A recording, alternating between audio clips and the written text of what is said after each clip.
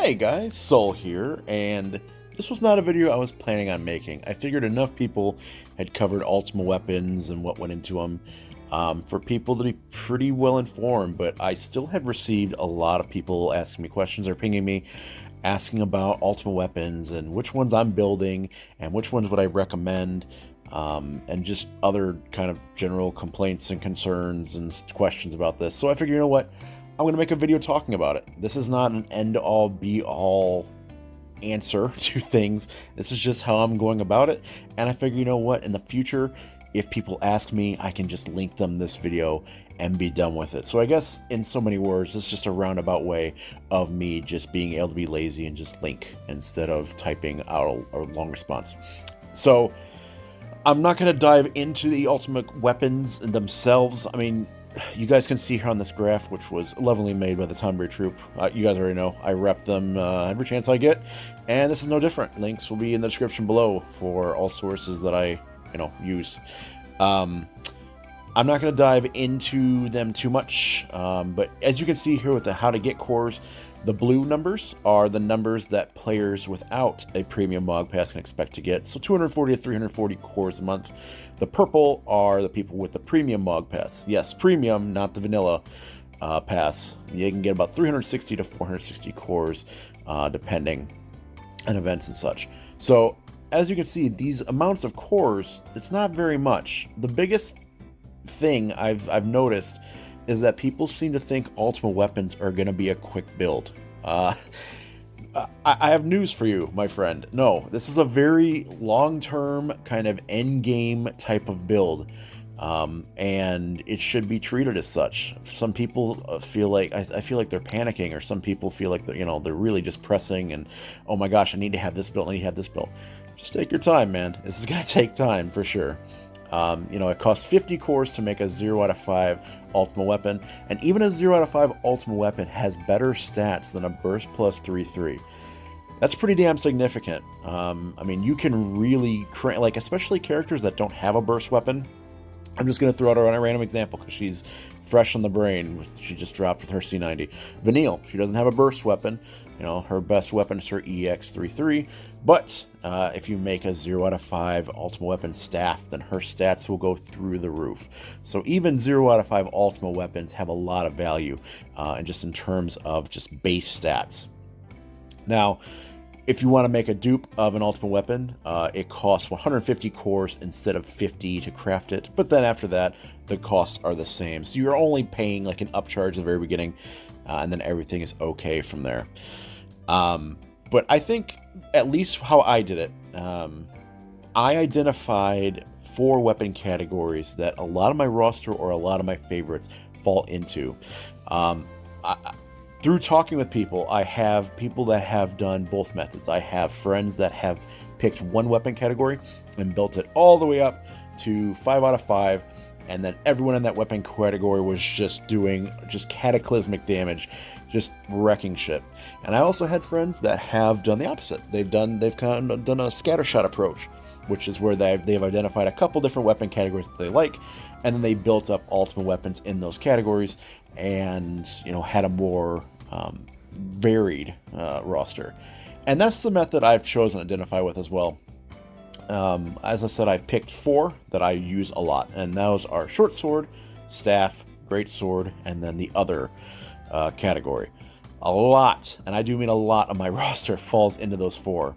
I also plan on making a 0 out of 5 dagger as well, because Rem from Type 0 uses dagger, Leela uses dagger, and then there's one more character that I can't remember off the top of my head that uses dagger that I really like. Dagger, I'll definitely leave it 0 out of 5, but the other ones, I think what I'll do is I'll craft a 0 out of 5 of all of them, and then I'll just slowly build them up. I'll get the short sword up to 1 out of 5, and then I'll move on to the great sword or the staff, put that to 1 out of 5, and then go to the next one, rinse and repeat. I feel like that's a much better strategy for me personally, because I do like to vary up my comps a little bit with who I choose. I do like to run theme comps, and in my theme comps, a lot of the characters use different weapons, so having a nice varied loadout, I think, is definitely a good idea. There's also weapon categories that I personally do not use at all, like whip. I think there's like 3 whip users in the game. Actually, funny I say that. Seven is one of them. I like Seven a lot, and Seven unfortunately is not going to have an Ultima weapon because I'm not building an Ultima weapon whip. There's also bow, there's spear, and then there's fist. But I don't plan on really addressing those. Oh, and then gun. Gun is the last one.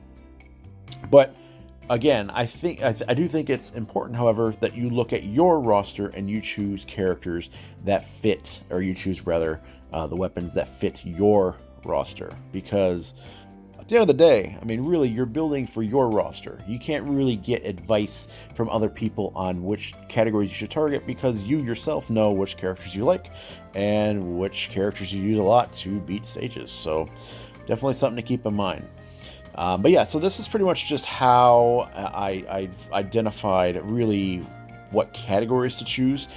So let's go ahead and talk about maybe the order that you should build them in, at least at the very beginning, when Ultima weapons are still fresh.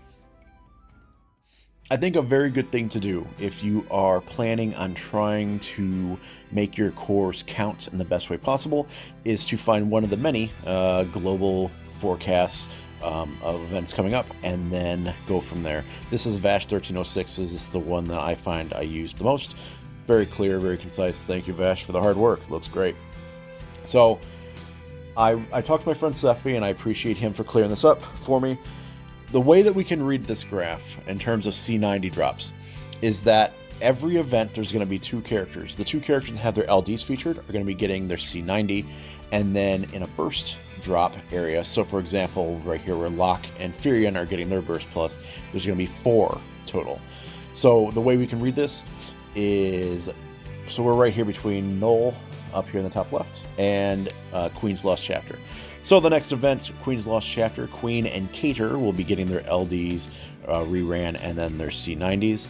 Lloyd's event comes along, Lloyd gets his C90 along with Zell, and then when we have the burst drop here there with Locke and Furion, Locke, Furion, Tifa, and Zahn, they will all be getting their crystal 90s. And then so on and so forth. You know, Edgar and Strago get their 90s, Aiko and BB, Papa and Dank Cecil, etc. So I think it's important for you to, if you are willing to put the work in, to look and see what order these characters are dropping in and adjust accordingly. Because don't be a dum-dum like me, where I made Short Sword first, and I was thinking I had stars in my eyes, and I was thinking, oh my god, I'm going to give this Short Sword Ultimate Weapon to Machina, and he's just going to be shitting out damage on his HP+, and it's going to be just glorious. They have to be Crystal 90 to even equip the damn thing. So I was kicking myself for that, but it worked out because Onion Knight, of course, got his 90, so he can use it, and then Queen, when she drops, she can also use that short sword. So I kind of was bailed out just by sheer dumb luck, and it worked out. But yeah, so looking here at, you know, the roster, this is just me. I was looking, and I'm like, okay, so Furion is short sword, so that actually works out great too. The next character that I'm really genuinely interested in is probably Strago with his C90, and Aiko. I'm definitely, Aiko's one of my favorite Final Fantasy IX characters. Very excited for her. And Strago is just fun to just meme with in this game. And they both use staff. So I was already heavily leaning towards making staff as my second ultimate weapon. And then Vanille just drops with her C90. Just tonight, actually. Just dropped right alongside Noctis. And I'm like, okay, well, there we go. Ultimate weapon staff, let's do it. So yeah, I did that. So I have now short sword and staff, and then when we're looking here in the next month, the next character that I'm super duper interested in is probably Leela. And Leela has dagger. And Leela, and only probably a week or two later, Rem is dropping. Both of them use daggers. Both of them are going to be getting their C90. Easy choice. So dagger will be my third. And then I'll leave dagger there. And then I'm hoping I should have enough to make a great sword, because then Cloud and Squall both immediately get their 90s right after Rem. And yeah, things are going to be a little scary. Actually, you know what? The Stardash update might be happening in a different order in Global, because I think I just saw an update in-game where it says it's getting updated on the 31st, which is in 2 weeks. And if that is indeed the case, I don't know what they're going to do with Squall and Cloud. I don't know if they're going to be getting their burst pluses as well. And if they are, well, then I'll just have to just probably make the great swords a lot quicker than I thought I would. But yeah, anyway, nonetheless, just by looking and identifying which characters you're interested in are coming up soon, I feel like is a great way to properly address which Ultima weapons to build first, and then in which order you build them as well. But again, I can't reinforce enough, because I keep having people asking me which ones are the best to make. What do you recommend? And I can't. That's the thing. I can't recommend, because I feel like that's disingenuous to you and your roster. You need to look at who you use a lot. What characters do you love to use? What characters in the future are you very interested in using? And then just build accordingly. I don't think there's a right or wrong answer to the way you handle it. And we are able to refund our cores once a month once that feature's put in. It might actually already be in Global. I'm not sure. I haven't tried to recycle yet. But yeah, so you can afford to mix and match, and if you don't like it, then you can use your one refund that month and get all your cores back and then build elsewhere. It's not rocket science, guys. It's really quite simple. Just look at your roster, look at who's coming up, and then just build accordingly, and be patient. Because again, this is a very, very long-term process, and even with the MOG Premium Whale Pass, there's really no shortcuts with this system. It's going to be a slow grind. So anyways, that's all I really wanted to say, guys. So thank you all so much for watching. If you made it this far, always appreciate your time. Feel free down below to comment which weapons you'll be making. Yeah, I have a friend that made a spear as his first Ultima weapon. I have another friend that made a bow. And then there's just all sorts of different possibilities and such. But yeah, for me, it's gonna go short sword, staff. I already made those two, dagger, great sword, and then other.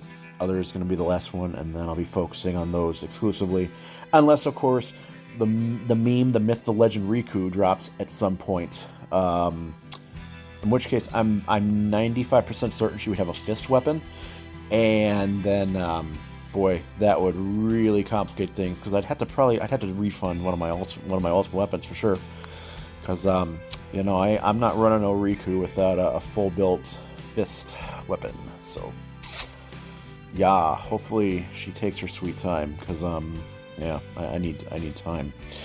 But anyway, yeah, I've gone long enough. Thanks for watching, guys. Take care, and I'll see you next time. See you later.